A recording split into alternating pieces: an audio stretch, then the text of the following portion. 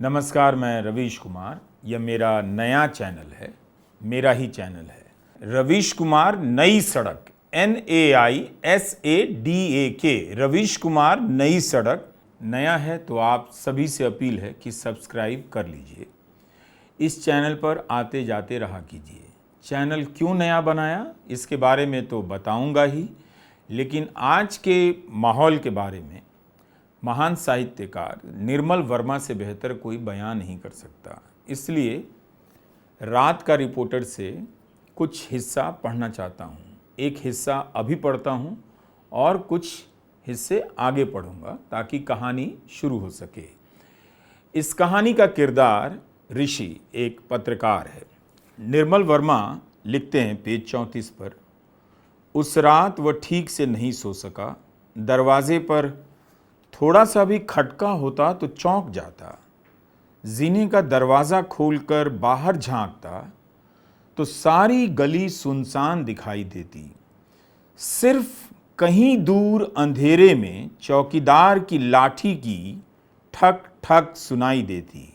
वह लौट आता। अपने कमरे में जाने से पहले एक बार माँ के कमरे में झांक लेता। वह गुड़मड़ी सी चादर ओढ़कर फर्श पर लेटी थीं। सिरहाने के पास सुराही और पीछे संदूक जो उनकी किसी पुरानी पीली साड़ी से ढके थे। माँ ने उन संदूकों को साड़ी से छिपाकर एक ऊंचे सिंहासन में बदल दिया था। सिंहासन पर उनके ठाकुर जी विराजमान होते थे, जो निरंतर उस परिवार की ऊंच नीच देखते आ रहे थे। किंतु अब उनकी छुट्टी दूर नहीं थी। अब ठाकुर जी काफी आश्वस्त दिखाई देते थे, क्योंकि उन्हें मालूम था कि यह अंतिम पीढ़ी है। इसके आगे उन्हें कुछ नहीं देखना पड़ेगा। तो निर्मल वर्मा इस कहानी में एक रिपोर्टर के भय के बारे में बता रहे हैं, लिख रहे हैं।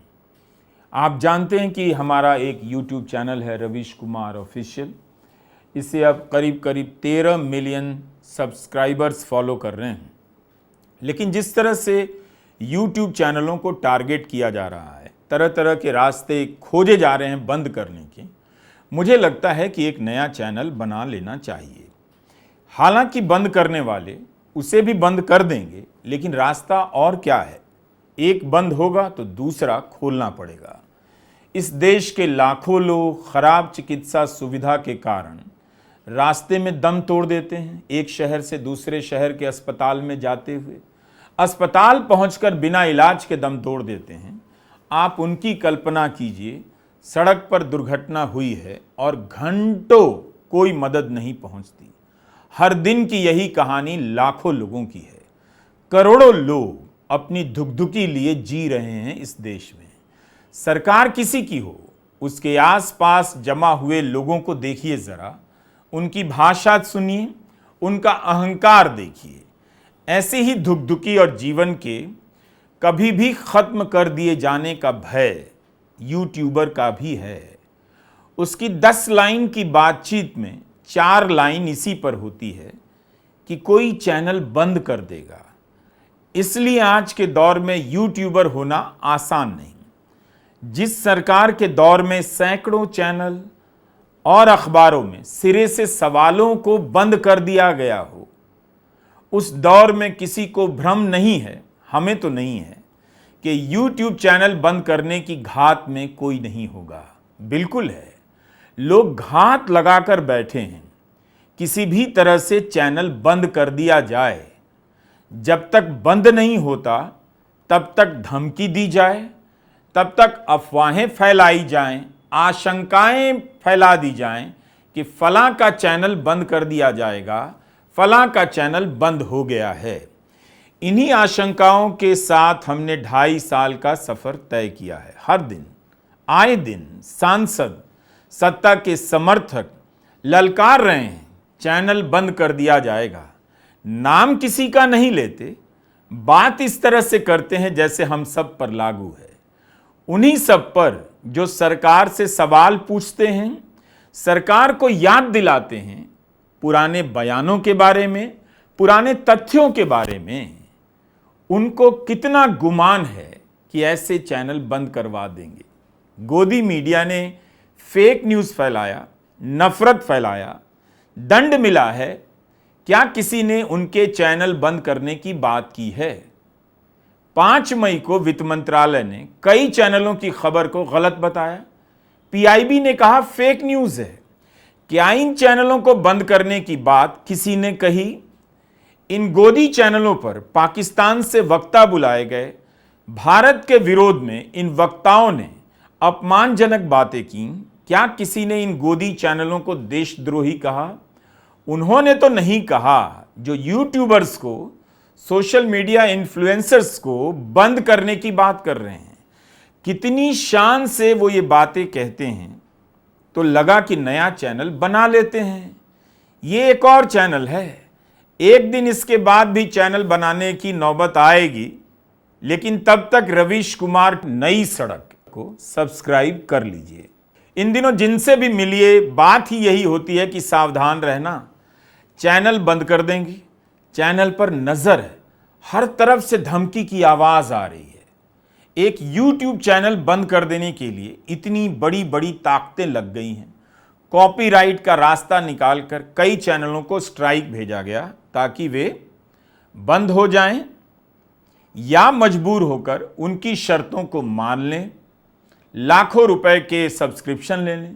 आपको बताया जाता है कि हम यूट्यूबर्स की दुनिया बहुत रंगीन है, जैसे कोई इस काम में मेहनत ना हो। ऐसा बिल्कुल नहीं है। उसी की दुनिया रंगीन है, उसी यूट्यूबर्स की जो सत्ता के साथ है। सत्ता से सवाल नहीं करता, विपक्ष से सवाल करता है। एक सांसद ने तो ललकारा है सरेआम, सवाल पूछने वालों को देशद्रोही बताया है। वो क्या क्या बंद कर देंगे। उनके पास सरकार है, बहुमत है, ताकत है, चाहे तो कुछ भी बंद कर सकते हैं। आपको भी बंद कर सकते हैं, आपकी आंखों को बंद कर सकते हैं। झूठे सवालों और झूठे दावों से जनता को बंद तो कर ही लिया गया है। अब चारों तरफ से पहरेदारी सख्त की जा रही है कि कहीं से भी उनके झूठ के किले को भेदता हुआ कोई सवाल भीतर ना आ जाए। बस पूछिए मत इनसे कुछ भी, नहीं तो चैनल बंद कर देंगे। इतनी ताकत है तो हवा बंद कर दीजिए हुजूर, सूरज का निकलना बंद कर दीजिए, चांद का घटना और बढ़ना बंद कर दीजिए, समंदर की लहरों को बांध लीजिए, दिन बंद कर दीजिए, रात का होना बंद कर दीजिए, सारे रास्ते बंद कर दीजिए ताकि लोगों का घरों से निकलना बंद हो जाए। ऐसा भी कर लीजिए, सबकी जुबान ही बंद कर दीजिए ताकि देश में बोलना बंद हो जाए। केवल कान खुला रखिए ताकि आप जो कहें वही सबको सुनाई दे। आप अगर बंद कर सकते हैं तो किसी यूट्यूबर का चैनल ही क्यों बंद कर रहे हैं? किसी की पेट में चाकू क्यों मार रहे हैं? क्या आपको अच्छा लगता है? भूख से तड़पता आदमी, बेरोजगार आदमी, क्या आपको अच्छा नहीं लगता? अपनी मेहनत से कमाता, 4 लोगों का परिवार जोड़ता आदमी, क्या आप इतना चिढ़ने लगे हैं इन बातों से? तो सोचिए, अगर अखबारों में पूछा जाता रोज कम से कम एक ही सवाल, टीवी में पूछा जाता रोज कम से कम एक ही सवाल, तो आप क्या क्या बंद कर रहे होते? वैसे आपने इन अखबारों और चैनलों में सवालों को बंद तो कर ही दिया है, वहां सवाल बंद हैं। यह आपकी बहुत बड़ी कामयाबी है। अगर आप इस बात से खुश होना चाहते हैं, आपको मुबारक। आपने पत्रकारिता से सवाल पूछने का काम तो बंद कर दिया। सब बंद कर दीजिए, खुल तो सकता नहीं कुछ, तो बंद ही कीजिए। कितनी आसानी से बात कर लेते हैं बंद करने की।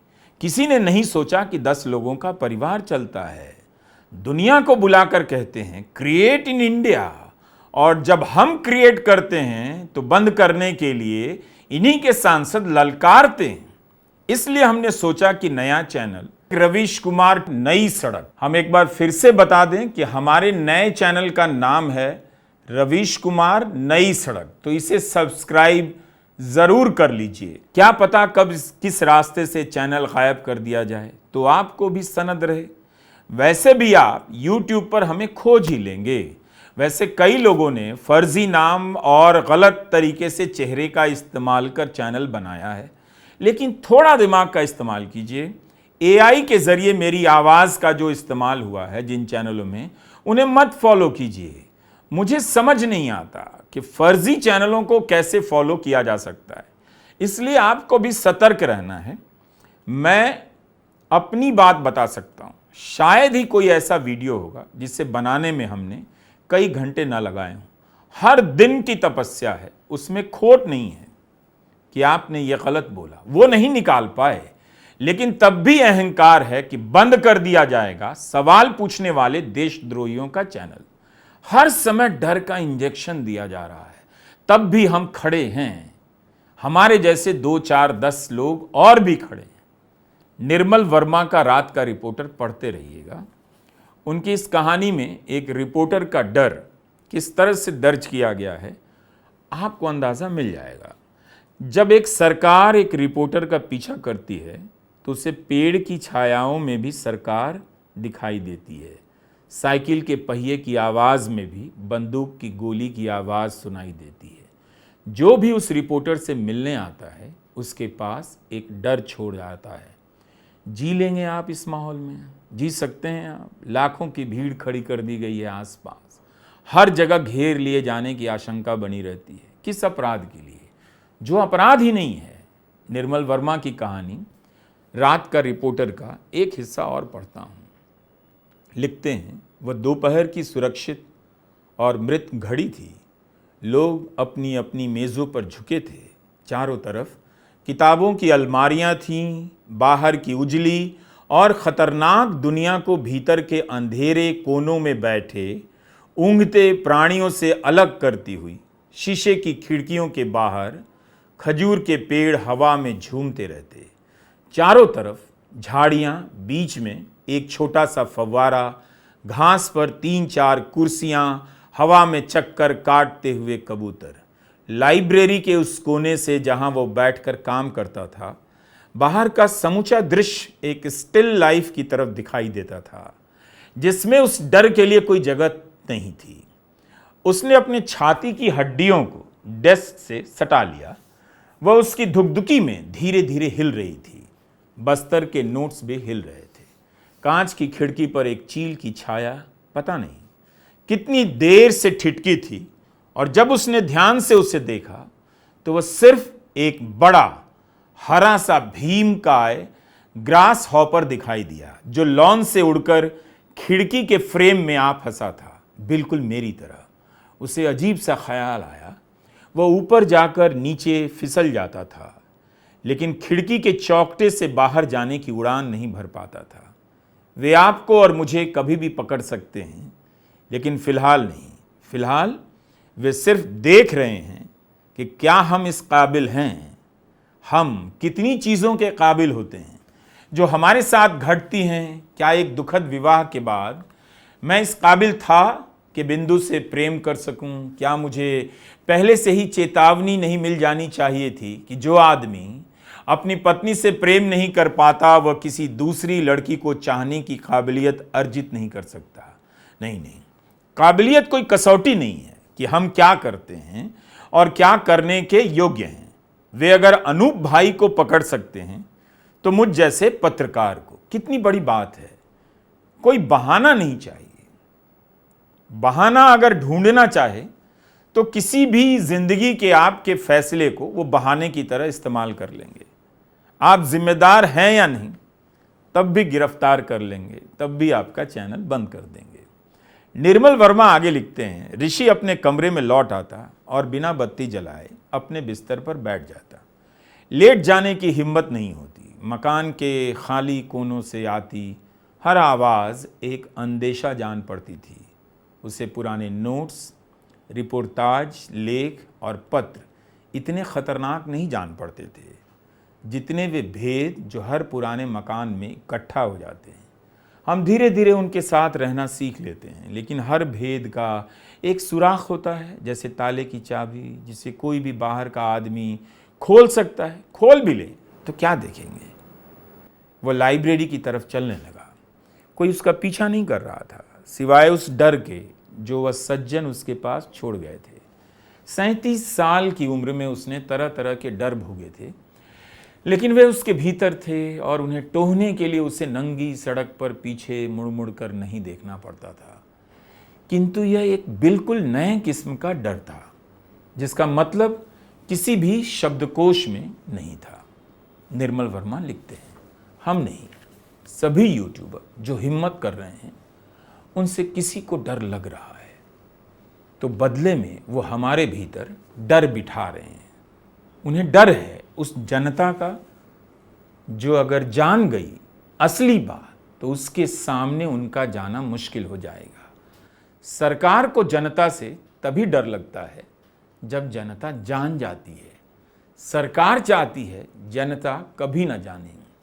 गोदी चैनलों को जनता ने देखना काफ़ी कम कर दिया है, उनकी साख समाप्त हो चुकी है।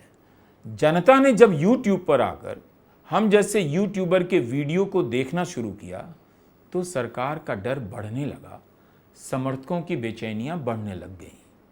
सरकार जानती है अपनी ताकत, उस भीड़ की ताकत भी जो राष्ट्रवाद के नाम पर, राष्ट्रीय सुरक्षा के नाम पर हमारी तरफ मोड़ दी जा सकती है, मोड़ दी गई है।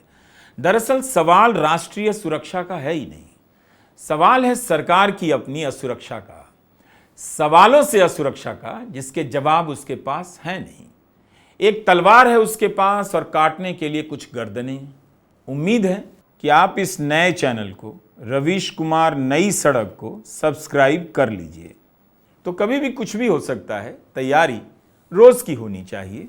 हमारा वीडियो बोलता रहेगा, बोलता है। नमस्कार, मैं रवीश कुमार।